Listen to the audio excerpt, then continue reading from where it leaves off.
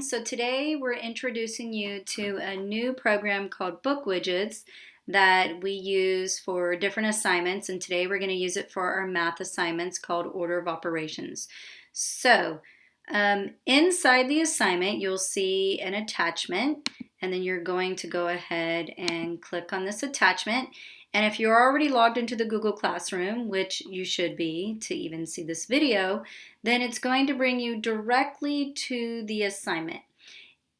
If it brings you, it's possible that it might bring you to another page that is just going to want you to sign in with your Google login. That could be if you're logged in with more than one username.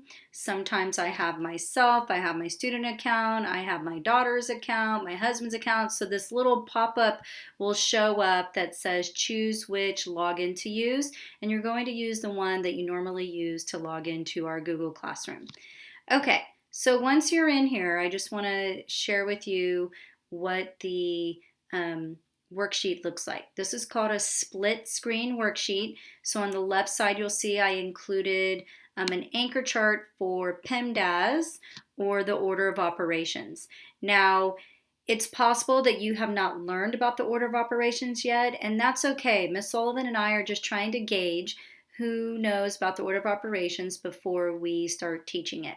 So you're just going to have 5 questions. But I did include the chart for you to refer to if you need it.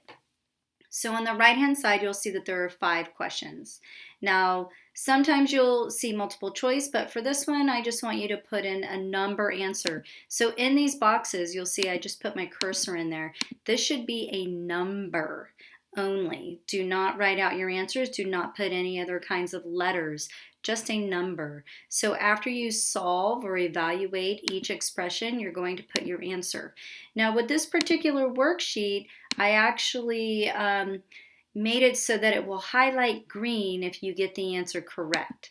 So I'm just going to put in a random answer, and you'll notice that it did not turn green. I do not want to put in the correct answer yet to show you what that looks like, otherwise I'll give you the answer to one of the questions. So anyways, look for that. That way if you really want to get it correct, you can try and try again and look at the chart. But if it's just a little bit too stressful and you're just not really sure, then just do your best, because this isn't a test. It's just a matter of us seeing how you did. So I'm just going to put in some random answers here because I want to show you what happens when I submit it. Okay, so at the bottom when you are done, you're going to press submit. And then this little box comes up and it says send answer. It'll have your name and you press send, and it will send it directly to the Google Classroom.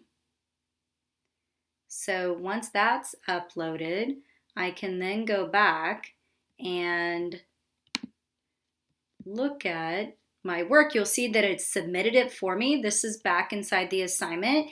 If you submit it correctly, then you're done. You don't have to press any other buttons.